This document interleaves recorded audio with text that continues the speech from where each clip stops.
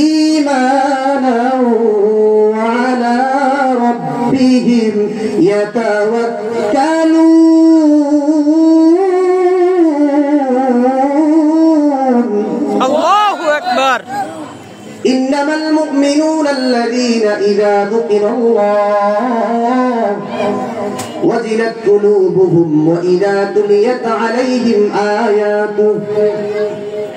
কুরআনের মাহফিলে বসেছেন, আল্লাহ পাক রব্বুল আলামিন জানায়া দেয় কিছু কিছু মুমিন রয়েছে, ইন্নামাল মুমিনুনাল্লাযীনা ইযা যুকিরাল্লাহ, যখন তাদের সামনে আল্লাহ পাককে স্মরণ করা হয়, আল্লাহর জিকির করা হয়, কিছু মুমিনের কলবটা আল্লাহর ভয়ে কম্পিত হতে থাকে। সুবহানাল্লাহ, আল্লাহর ভয়ে কাঁপে। ওয়াজিলাত কুলুবুহুম, এদের অন্তরগুলো বিতর্কস্ত হয়ে যায়।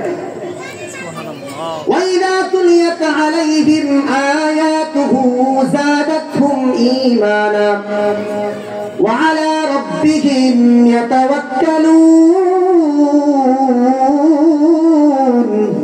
আল্লাহু আকবার। আল্লাহ পাক রব্বুল আলামিন জানায়া দেয়, কিছু মুমিনের সামনে যখন আমার কোরআনের আয়াত তেলাওয়াত করা হয়, যখন আমার কোরআন কারীমের তেলাওয়াত কিছু বান্দার মুমিন বান্দার সামনে তেলাওয়াত করা হয়, তখন তাদের ঈমানের পাওয়ার এত পরিমাণ বেড়ে যায়, কেমন যেন মুমিনরা আল্লাহর সঙ্গে সম্পর্ক করে দেয়। সুবহানাল্লাহ। وَإِذَا تُلِيَتْ عَلَيْهِمْ آيَاتُهُ زَادَتْهُمْ إِيمَانًا, ঈমানের পাওয়ার বাড়তে থাকে যখন এদের সামনে কোরআন তেলাওয়াত করা হয়। وَعَلَى رَبِّهِمْ يَتَوَكَّلُونَ, এরা আল্লাহর উপর ভরসা করতে থাকে।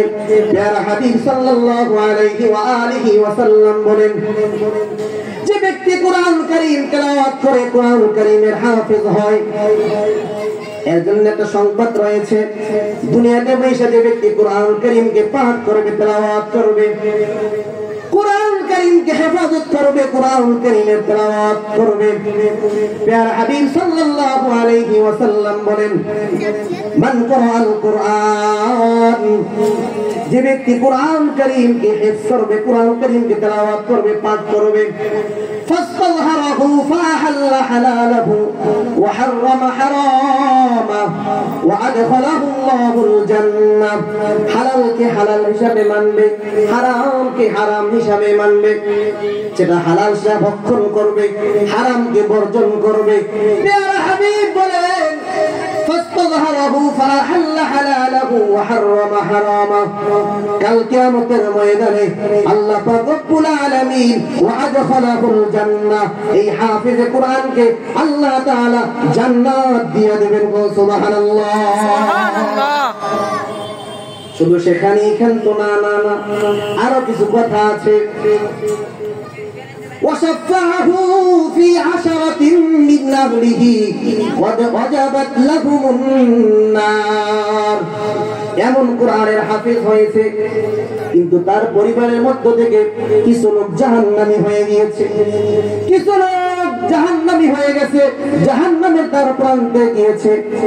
কিয়ামতের ময়দানে আল্লাহ পাক ডাক দিয়ে বলবে, ও হাফেজে কোরআন ওয়ালা, শুধু তোমাকে জান্নাত দেব না, জান্নাত দিব না, তোমার সঙ্গে তোমার পরিবারের 10 জন লোক রয়েছে, এমন 10 জন লোক যারা জাহান্নাম যাদের উপর ওয়াজিব হয়েছিল।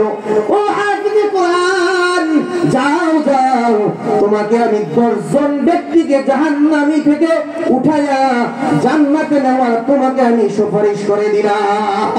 সুবহানাল্লাহ। সুপারিশ করার অনুমতি দেবেন কে? আল্লাহ।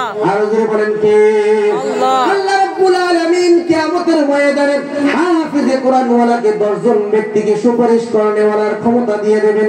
যাও যাও, 10 জন ব্যক্তিকে সুপারিশ করায় নাও। মনে চায় না হাফিজে কোরআনের বাবা হতে, মনে চায় না কি হাফিজে কোরআনের দাদা হতে। নাতিগুলোকে মাদ্রাসায় দেবেন, তাহলে কি ফায়দা? প্যার হাবিব সাল্লাল্লাহু আলাইহি ওয়া আলিহি ওয়াসাল্লাম বলেন, আন আব্দুল্লাহ ইবনে উমর রাদিয়াল্লাহু তাআলা আনহু قال قال رسول الله صلى الله عليه وآله وسلم لا حسد إلا على اثنين। দুইজন ব্যক্তি ছাড়া আর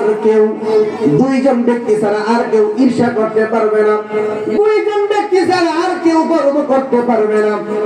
দুইজন ব্যক্তিকে আল্লাহ নবী বলেন, রাজুলুন আতাহুল্লাহুল কুরআন, আল্লাহ পাক যেই ব্যক্তিকে কোরআন দান করেছেন, যার সিনার মধ্যে কোরআন দিয়েছেন, যেই অন্তরটাকে কোরআনের নূর দ্বারা আলোকিত করেছেন, আল্লাহ পাক রব্বুল আলামিন যেই ব্যক্তি কোরআন দিয়েছেন, কোরআন দেওয়ার পরে শুধু কোরআনের কি করেছে জানেন?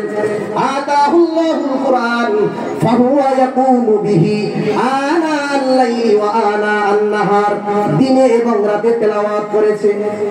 কোরআন কারীমকে রাতে এবং দিনে তেলাওয়াত করবে, কোরআন কারীমকে যারা রাতে এবং দিনে তেলাওয়াত করবে, আল্লাহ পাক রব্বুল আলামিনের প্যারা হাবিব জানায়া দেয়, এই ব্যক্তি বড় ভাগ্যবান। এই ব্যক্তি নিজেকে নিজে ঈর্ষা করতে পারবে যে এই ব্যক্তি হাফেজ না, কিন্তু আমি হাফেজে কোরআন। প্যারা হাবিব সাল্লাল্লাহু আলাইহি ওয়াসাল্লাম বলেন, আর একজন ব্যক্তি আছে যে ব্যক্তি ঈর্ষা করতে পারবে, ওয়ারাজুলুন আতাহুল্লাহু মালান, আল্লাহ পাক অধিক ধন সম্পদ দিয়েছেন, অধিক মাল সম্পদ তাকে মালিক বানিয়েছেন। শুধু মালিক বানানোর পরে আল্লাহ পাক শেষ করেন নাই, এই ব্যক্তিকে সম্পদ দেওয়ার পর ফাহুয়া ইউনফিকু, এই সম্পদ থেকে তিনি খরচ করেন। আনা আল-লাইলি ওয়া আনা আন-নাহার, রাতে এবং দিনে আল্লাহর রাস্তায় খরচ করেছে। এই ব্যক্তি নিজেকে নিজে ঈর্ষা করতে পারবে, কিন্তু হিংসা নয়, হিংসা নয়। কিন্তু প্যারা হাবিব বলেন, নিজেকে নিজে আল্লাহর কাছে নৈকট্যশীল বান্দা হিসেবে শুকরিয়া আদায় করতে পারবে যে আমি বড় ভাগ্যবান, আমার কলবের মধ্যে আল্লাহ তাআলা কোরআন দিয়েছেন, আমাকে অধিক অনেক সম্পত্তির মালিক বানিয়েছেন। মালিক বানানোর পরে আমি দিনে এবং রাতে আল্লাহর রাস্তায় ব্যয় করি। সুবহানাল্লাহ, সুবহানাল্লাহ।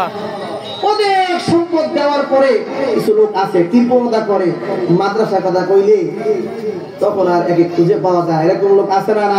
না আছে। অনেক কোটি কোটি বিলিয়ন মিলিয়ন টাকার মালিক, যদি বলা হয় মসজিদটা 5 তলা করে দিবেন, মাদ্রাসাটা 3 তলা করে দিবেন, কিন্তু কিছু লোক আছে তখন বলে হুজুর একটু সমস্যা, ব্যবসা বাণিজ্য ভালো না। এরকম কিছু লোক আছে না? নাই আছে। এরা নিজেকে নিজে সৌভাগ্যশীল মনে করতে পারবে না। ওই ব্যক্তি সৌভাগ্যশীল নিজেকে মনে করতে পারবে, আল্লাহ পাক অধিক সম্পদের মালিক বানিয়েছেন, কিন্তু এই টাকাগুলি দিনে এবং রাতে আল্লাহর রাস্তায় ব্যয় করে। সম্পদ দিয়েছেন কে? জোরে বলেন কে? আল্লাহ। আল্লাহ অধিক সম্পদ আপনাকে দিয়েছেন, এই সম্পদের মালিক হয়ে আপনি বেগম পাড়া গিয়ে আপনি বিল্ডিং তুলবেন, ঘর তুলবেন, বাড়ি করবেন না। আপনি দিনের রাস্তায় আল্লাহর রাস্তায় খরচ করতে হবে। জোরে কর, ঠিক না? ঠিক। কোরআনের রাস্তায় ব্যয় করতে হবে এবং নিজের সন্তানকে এই মাদ্রাসায় দিতে হবে। কোরআন কারীমের হিফজ করার জন্য নিজের আকাঙ্ক্ষা লাগবে, আমার